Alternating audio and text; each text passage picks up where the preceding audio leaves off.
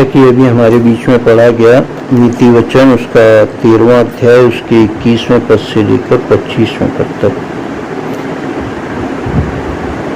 प्रभु का वचन जो खास तौर से नीति वचन हम पढ़ रहे हैं, ये हमें हर तरह से अपने जीवन में चलने के लिए समझाता है। वो एक जैसे कहा जाए दर्पण की तरीके से बिल्कुल साफ सुथरी तरीके से हमें दिखाता है। जैसे एक शीशे के आगे अगर हम खड़े हो जाएं, दर्पण के आगे अगर हम खड़े हो जाएं, तो हम अपने ऊपर कुछ भी देख सकते हैं शीशे के सामने कि अरे हमारे माथे पे ये लगा है या हमारी नाक पे ये लगा है, हमारे कपड़ों में क्या लगा है, सब कुछ दिखाई पड़ता है। वैसे ही नीति वचन भी हमारे को तरह तरह से हम पढ़ते चले आ रहे हैं। वो शिक्षाएं देता है कि अगर हम उन शिक्षाओं को देखें तो हमें अपने जीवन में उनमें से बहुत कुछ ऐसा मिलता है जो कई बार तो हमारी खुद की बुराइयां भी होती हैं और कई बार हमारी अच्छाइयां भी हमें इसके अंदर दिखाई पड़ती हैं कि खुदा आपका शुक्र है कि हम इन अच्छाइयों में हैं। और कई बार हमें वचन क्योंकि दोधारी तलवार है, वो हमारी बुराइयों को भी हमें दिखाता है ना। तो हमारे लिए क्या भला है? हमारे लिए यही भला है कि हम परमेश्वर के वचन के अनुसार अपने जीवन को चलाएं। क्योंकि अगर हम परमपिता परमेश्वर के वचन को खाली पढ़ते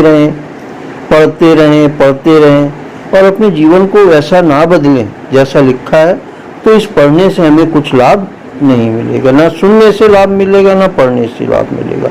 लेकिन लाभ किन बातों से मिलेगा? इन पर चलने के द्वारा। तो आज जैसा कि 21वें पद में लिखा हुआ है, बुराई पापियों के पीछे पड़ती है परंतु धर्मियों को अच्छा फल मिलता है। बुराई, हर तरीके की बुराई हम देखते हैं।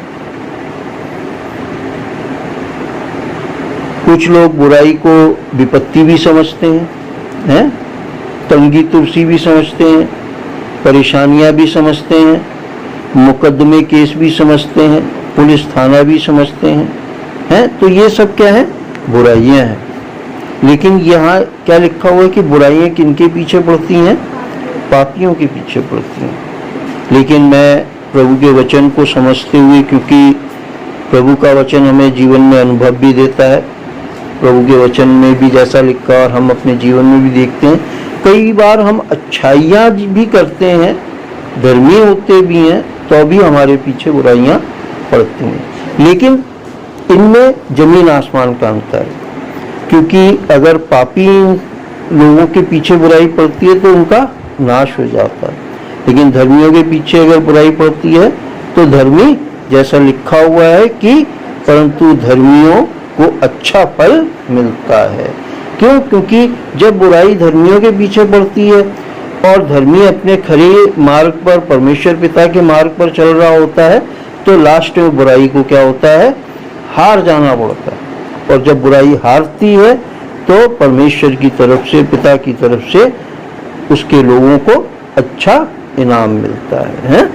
22वें पद में, भला मनुष्य अपने नाती पोतों के लिए भाग छोड़ जाता है परंतु पापी की संपत्ति धर्मी के लिए रखी जाती है। अच्छा मनुष्य होगा, भला मनुष्य होगा, वो अपने जीवन में संघर्ष करते हुए आगे बढ़ेगा, सच्चाई पे चलते हुए आगे बढ़ेगा, अपने नाती पोतों बच्चों के लिए संपत्ति छोड़ जाएगा। ठीक।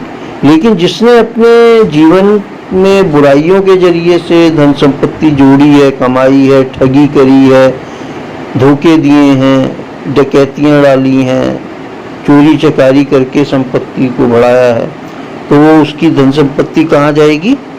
धर्मी के लिए रखी जाती है। लास्ट में तो चाहे धर्मी हो चाहे पापी हो, सबको खाली हाथ जाना है। लेकिन अगर हम भलाई पे चलते हैं, अच्छाई पे चलते हैं, तो हम अपने नाती पोतों के लिए छोड़ के जाते हैं। और अगर हम बुराई से कमाया हुआ धन हमारे पास है, तो वचन बताता है कि वो धर्मियों के लिए रखा जाता है। तो हमें अपने जीवन की कमाई अच्छी तरीके से कमानी चाहिए, अच्छे जरियों से कमानी चाहिए, ईमानदारी से कमानी चाहिए, ताकि हमारे जाने के बाद हमारे नाती पोते बच्चों को उसका भाग मिलने पाए। है 23वें पद में, निर्बल लोगों को खेती बाड़ी से बहुत भोजन वस्तु मिलती है, परंतु ऐसे लोग भी हैं जो अन्याय के कारण मिट जाते हैं। निर्बल लोग खेती बाड़ी करने से, जो गरीब इंसान होता है, ईमानदार इंसान होता है ना, वही तो निर्बल भी हो जाता है। क्यों? क्योंकि वो संसार की तरह से कहते हैं काम नहीं कर पाता, तो उसको जीवन में अच्छी भोजन वस्तुएं मिलती हैं, परंतु ऐसे लोग भी देखे गए हैं जो बेचारे अच्छाई पे चलते रहते हैं, ईमानदारी से चलते हैं, और वो अन्याय के कारण मिट जाते हैं। है ना? तो देखो, हम ये सब चीजें जो परमेश्वर का वचन हमें बता रहा है, अगर हम संसार में देखते हैं तो हमें ये दिखाई पड़ती हैं कि कोई इंसान ईमानदारी से चलता है, भलाई से चलता है, अच्छाई से चलता है, ठीक, उसको सब कुछ मिलता है। लेकिन बहुत से लोग अच्छाई से भी चलते हैं, भलाई से भी चलते हैं, लेकिन गलत लोगों की कारण, बिगड़े हुए बेकार लोगों के कारण अन्याय को झेलते हुए वो मिट जाते हैं। बहुत से ऐसे हमें बाइबल में भी लोग ऐसे मिलते हैं। तो हमें इन बातों पर ध्यान करना चाहिए। 24वें पद में, जो बेटे पर छड़ी नहीं चलाता वह उसका बैरी है, परंतु जो उससे प्रेम रखता है वह यत्न से उसको शिक्षा देता है। हमें अपने बच्चों पर, बेटे पर, खास तौर से लड़कियों, क्योंकि लड़कियां तो फिर दूसरे परिवार में जाती हैं, लेकिन बेटे जो हैं अपने परिवार को, वंश को आगे बढ़ाते हैं ना। तो वचन हमें ये शिक्षा देता है कि हमें खास तौर से अपने बेटों को एक प्यार भरे कड़ाई से काम लेना चाहिए। जैसे परमपिता परमेश्वर का जो भय है वो क्या है? पवित्र भय है। अगर हम उसका भय रखते हैं अपने अंदर तो हमें पवित्रता प्राप्त होती है। क्यों? क्योंकि उसका भय पवित्र भय है। और यदि बेटों के मन में भी पिता के लिए भय होगा, वो भी एक पवित्र भय होगा। क्यों? क्योंकि वो भी उनके जीवन को अच्छाई में बदलेगा। क्योंकि परमेश्वर का वचन यही हमें बताता है कि बेटों के ऊपर जो छड़ी उठाता है वो उनके लिए भला करता है, अच्छा चाहता है। क्यों? क्योंकि वो उन्हें बुराई में पड़ने देना नहीं चाहता है ना। परंतु जो उससे प्रेम रखता है वह यत्न से उसको शिक्षा देता है। बेटों को, लड़कों को माँ बाप क्यों समझाते हैं? बड़े मन से समझाते हैं, लेकिन कुछ बच्चे होते हैं जो नहीं समझना चाहते हैं। लास्ट में क्या होता है? परेशानियां, दुख उन्हीं को जीवन में उठाना पड़ता है। माँ बाप तो कभी भी बुरा नहीं चाहेंगे, हैं? हम कभी भी नहीं चाहते कि भाई हमारे बच्चे बिगड़ें। माँ बाप कभी भी नहीं चाहते उनके बच्चे जीवन में दुख उठाएं, और यही कारण है कि वो उन्हें यत्न से शिक्षा तो देते हैं, परंतु कुछ बच्चे नहीं सुनते समझते। तो हमें फिर भी वचन के अनुसार अपने बेटे और बेटियों को अच्छी शिक्षा देनी चाहिए और छड़ी भी उठानी चाहिए। 25वें पद में, धर्मी पेट भर खाने पाता है, परंतु दुष्ट भूखे ही रहते हैं। धर्मी कौन है? वही जो परमेश्वर की आज्ञाओं को मानता है, ईमानदारी से चलता है, परिश्रम से, मेहनत से अपना पेट भरता है, उसको खुदा बाप उतना देता है ना।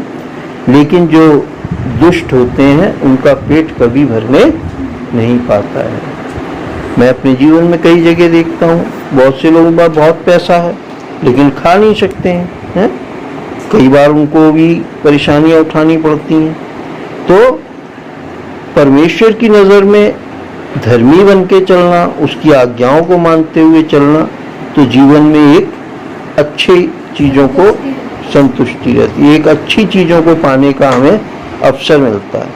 अगर हम परमेश्वर पिता के भय में चलते हैं, उसकी आज्ञाओं को मानते हुए चलते हैं, परेशानियां आती हैं, लेकिन वो परेशानियां हम पर ठहर नहीं पाती, क्योंकि लास्ट में हमें उसका अच्छा फल मिलता है। परंतु अगर दुष्टता पे चलते हैं, बुराई से कमाते हैं, बुराई का पीछा करते हैं, तो लास्ट में हमें भूखे ही रह जाना पड़ता है, क्योंकि हमारी भूख कभी नहीं मिटने पाती है। तो हमें अपने परमपिता परमेश्वर के वचन अनुसार अपने जीवन को चलाना है, बढ़ाना है, ताकि हम उससे आशीषों को पा सकें। पिता परमेश्वर के वचन के पढ़े और सुने जाने पर बहुतायत से आशीष हो। प्रभु यीशु मसीह के नाम में होकर मांगते हैं, आमीन, आमीन, आमीन।